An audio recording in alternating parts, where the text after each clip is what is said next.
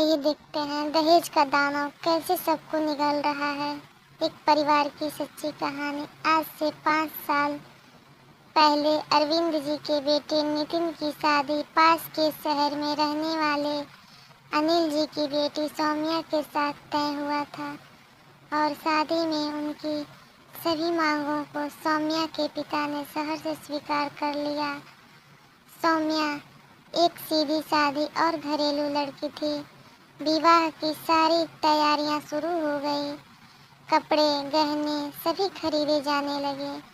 तभी अरविंद जी ने अपने रिश्तेदारों की बातों में आकर विवाह मैरिज हॉल की जगह 5 स्टार होटल से करने की शर्त रखी और कहा कि अगर आपने यह व्यवस्था नहीं की तो यह शादी नहीं हो सकती।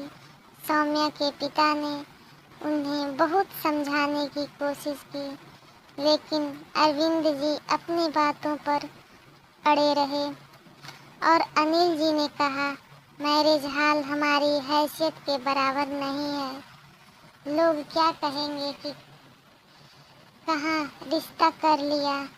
एक ही बेटा है मेरा और मेरे बेटे की शादी रोज रोज थोड़े ही होती है। शादी के कार्ड बंट चुके थे और बहुत सारी शादी की तैयारियां भी हो चुकी थी। इसीलिए सौम्या के पिताजी ने किसी तरह कर्ज लेकर 5 स्टार होटल बुक कर लिया। शादी का दिन था और नितिन की बारात नाचते गाते होटल तक पहुंच गई। शादी का कार्यक्रम भी शुरू हो गया, लेकिन तभी अरविंद जी का गुस्सा 7वें आसमान पर चढ़ गया। चिल्लाते हुए बारात वापस ले जाने की बात करने लगे। सौम्या के पिता ने उन्हें समझाते हुए कहा कि समधी जी, आप बिना वजह नाराज हो रहे हैं। आप पहले मेरी बातों को तो सुन लीजिए। आपके बताए अनुसार ही हमने सारी व्यवस्था की थी, लेकिन होटल वालों का कहना है कि कुछ लड़कों ने बहुत सा खाना बर्बाद कर दिया, जिससे खाना कम पड़ गया। तो क्या हो गया, शादी विवाह में तो यह सब बात तो होता है। और अब क्या मेरे रिश्तेदार भी भूखे ही रहेंगे? अरविंद जी ने गुस्से में कहा।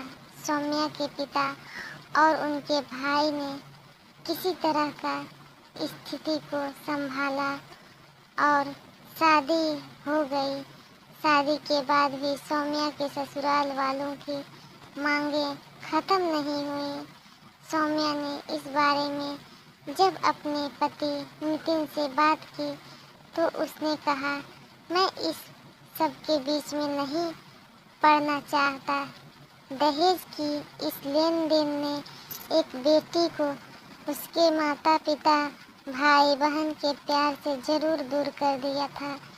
सौम्या शादी के बाद कभी अपने मायके नहीं जा सकी। जब भी उसके मायके जाने की बात करने के लिए सौम्या के पिता आते तो उन्हें कोई ना कोई बहाना बनाकर लौटा दिया जाता या कोई नई डिमांड बता देते। सौम्या की ननद की शादी में भी अनिल जी को ढेरों सामान की लिस्ट पकड़ा दी गई, यह कहकर कि समधी हैं, इतना तो करना ही चाहिए। सौम्या के पिता भी बेटी के प्यार में और उसका घर बसा रहे इस मोह में सब करते जा रहे थे। सौम्या के ननद के विवाह में 2 दिन पहले ही अनिल जी सारा सामान लेकर सौम्या के ससुराल पहुंच गए।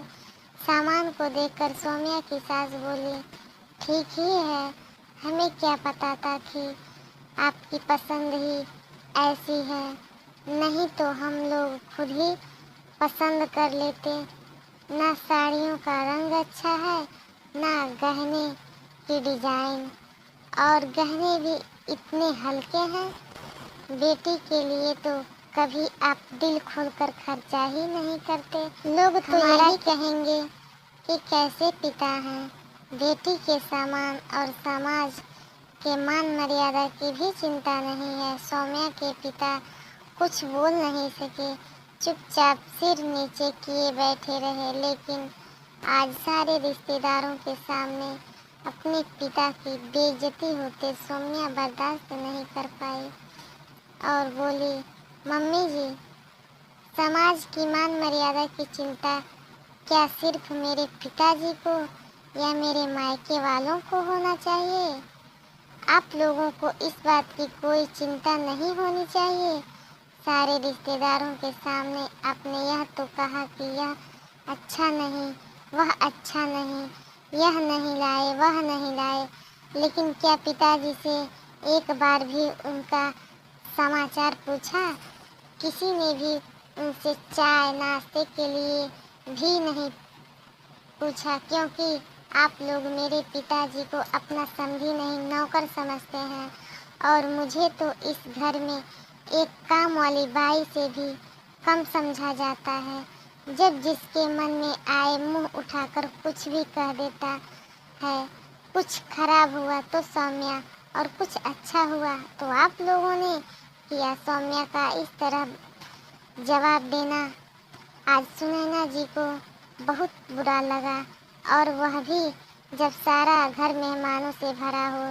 सुनैना जी ने गुस्से में चिल्लाते हुए कहा कि देखा समधी जी, ऐसे और आप लोग समझते हैं कि हम लोग ये बुरे जैसे लोग अपने की जो इसका गुजारा लाडली को मुंह चलाने नहीं तो किसी और घर में होते अच्छा संस्कार भी घर से बाहर निकाल देते। तो यह सब क्या हम अपनी बेटी को नहीं दे सकते?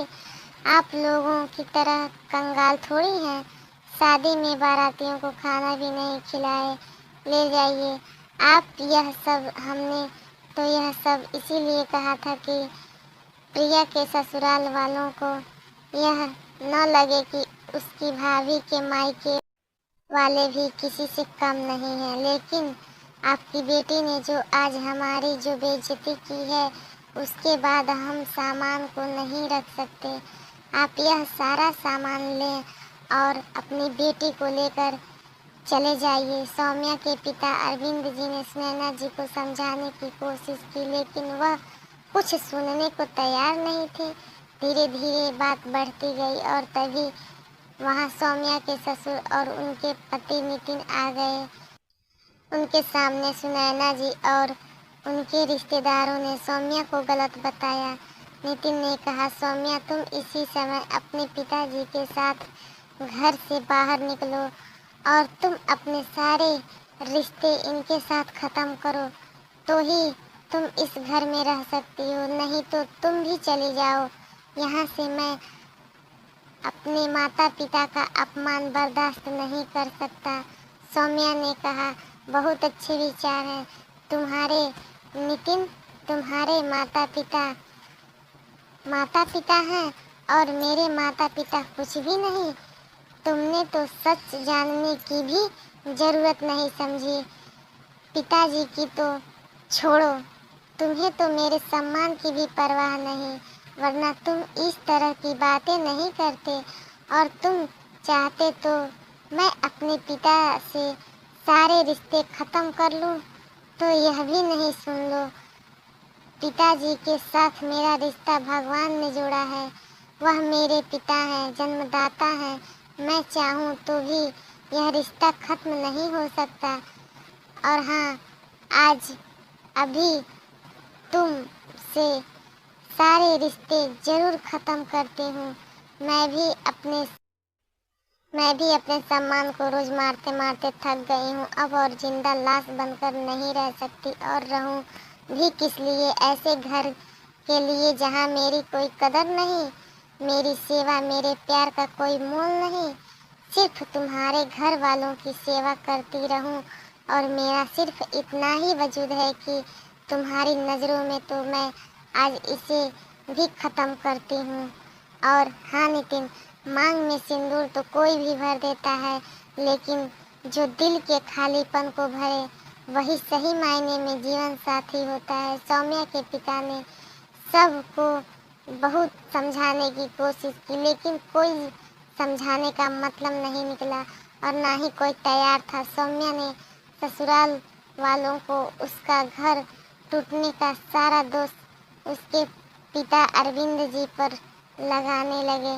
सौम्या के पिता ने सौम्या को भी समझाया, बेटा 2 दिन बाद घर में शादी है, लोग आएंगे, जब सबको पता चलेगा कि घर की बहू घर पर ही नहीं है तो क्या सोचेंगे, क्या इज्जत रह जाएगी समाज में। अनिल जी और सुनैना जी की इस घर की कैसी बातें करेंगे लोग तुम्हारे बारे में।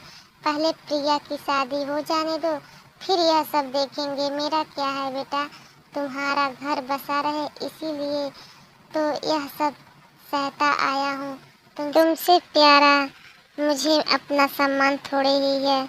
अपने पिता की बातें सुनकर सौम्या के आंसू नहीं रुके, लेकिन आज उसने अपने पिता के और अपने सम्मान से कोई समझौता नहीं करने का सोच लिया था। सौम्या अपने 3 साल के छोटे से बच्चे और अपने पिता का हाथ पकड़ा और उस घर को छोड़कर चली गई।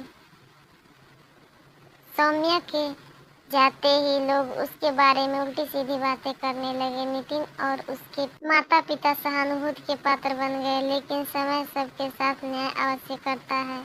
जो तकलीफ सौम्या और उसके मायके वालों ने सहा, आज उसी का समय ने जवाब दिया है। प्रिया की बारात दहेज को लेकर हुई बहस की वजह से वापस चली गई। यह कहना उचित तो नहीं होगा, जैसी करनी वैसी भरनी, क्योंकि एक और बेटी का घर इस दहेज के दानों ने निगल लिया, एक और परिवार का सम्मान बिखर गया। ऐसे ही ना जाने कितने घर इस दहेज के दानों ने निगल लिए, कितनी जिंदगियां बर्बाद कर दी और कितनों को जिंदा जला दिया। कब तक और क्यों हम इस दानों को पालते रहेंगे। बेटा हो या बेटी, क्या वह अपनी मेहनत से अपने लिए रोटी नहीं कमा सकते। हम यह क्यों भूल जाते हैं कि पैसा चाहे जितना भी किसी के पास क्यों ना हो, खाता वह रोटी है, पैसा नहीं। खा लेता, हाँ, खाने के तरीके अवश्य बदल सकता है। अपने बच्चों को अच्छी शिक्षा दें ताकि समाज के दहेज की प्रथाओं से बचा जा सके।